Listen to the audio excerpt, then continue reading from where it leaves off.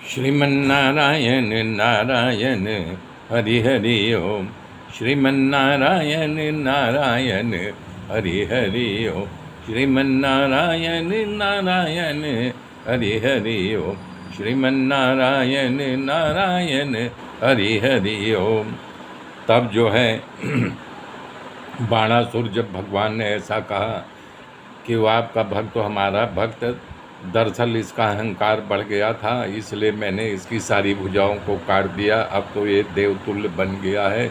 जब इतना बाणासुर सुना, दौड़ करके आकर के भगवान के चरणों पर गिर पड़ता है और क्षमा मांगता है और अपनी पत्नी उषा अनिरुद्ध को ला करके रथ बैठा के लाता है, बहुत सा दान दहेज देता है, बोलता है प्रभु सुखे से आप जाइए और अपनी बहू बनाइए।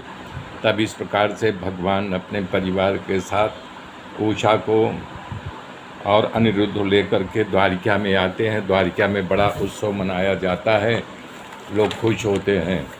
तब सुखदेव जी कह रहे हैं कि एक बार यदुवंश के युवान साम, प्रद्युम्न, चारु, भानु, गद वगैरह जंगल में घूमने के लिए गए, वहाँ खेल खेल रहे थे। खेल खेलते खेलते उनको प्यास लगी। जब प्यास लगी तो पानी ढूंढते ढूंढते जंगल में एक कुएं के पास पहुँचे।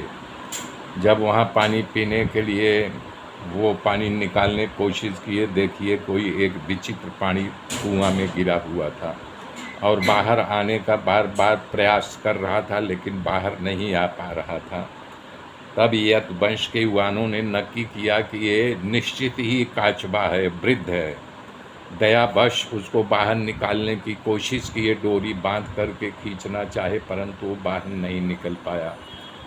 तब सारे लोग भाग करके आए और श्री कृष्ण ने बात किया, कुआं में एक वृद्ध काचबा है, वो बाहर नहीं निकल सकता। हम लोगों ने बहुत प्रयास किया परंतु वो बाहर नहीं निकल पाया। तब भगवान श्री कृष्ण उनको बताने के लिए लोगों से कहा, यदुवंशी युवानों करुणा करने वाले कृष्ण को उस समय काचबा के पास ले गए। भगवान अपने हाथ से ही उसे खींचना चाहा, जैसे ही भगवान का हाथों का स्पर्श हुआ, काचबा गायब हो गया। वहाँ पर एक दिव्य मानव प्रकट हो गया, पीताम्बर पहने हुए। तो सुखदेव जी करें, जब भगवान ने पूछा कि तुम कौन हो, और इस पूर्व भगवान को मस्तक नवा करके कहने लगा कि मेरा नाम नृग है, मैं राजा हूँ, मेरे पिता इक्ष्वाकु वंशज में पैदा हुए थे, मैं बहुत बड़ा दानी था। हे नाथ, किसी से आप अनजान नहीं, अगर आपने सुना होगा तो दानियों में मेरा कितना नाम है, तब वो मेरा जरूर नाम लिया होगा। हे प्रभु, मुझे गोदान करने का बहुत ही शौक़ था, मैं नित्य जो है गोदान किया करता था। वो गोदान ऐसे ब्राह्मणों को कि बछड़े सहित गाय को और उस गाय के सींग को सोने से मढ़ करके तब दान दिया करता था, और शील वाली दुधारू गाय तब दान देता था।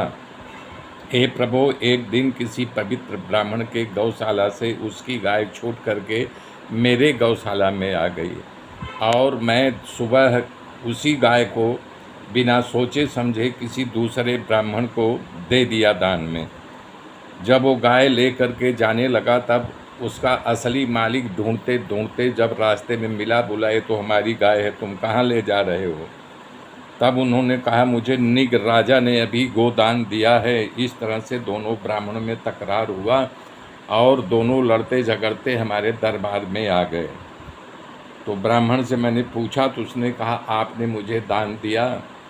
तब जिसको मैंने दान दिया था बोला, ये गाय जिसकी असली मालिक को दे दो, मैं तुम्हें 1 लाख गाय दान दूंगा। पर बोला नहीं, आपने मुझे जो दान दिया है वही गाय मेरी है, मैं दूसरी गाय नहीं लूँगा। दोनों अपने अपने बात पर अटल रहे और झगड़ा शांत नहीं हुआ।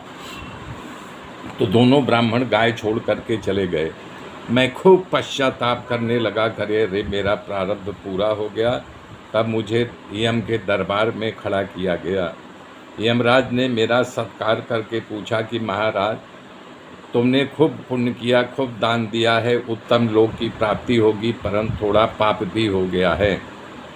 तो पहले आप अशुभ कर्म का फल भोगेंगे या शुभ कर्म का फल पहले भोगेंगे?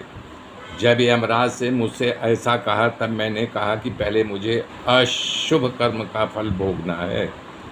हे प्रभु, मेरा एक काचबा के शरीर में मैं प्रागट हुआ और आपका स्पर्श होते ही फिर मैं जो है यानी कि मुक्त हो गया आपका दर्शन करके, कि प्रभु अब तो आप जब मिल गए तभी आपका दर्शन हो गया। सुखदेव जी कह रहे हैं कि भगवान की स्तुति करते हुए निग राजा ने कहा,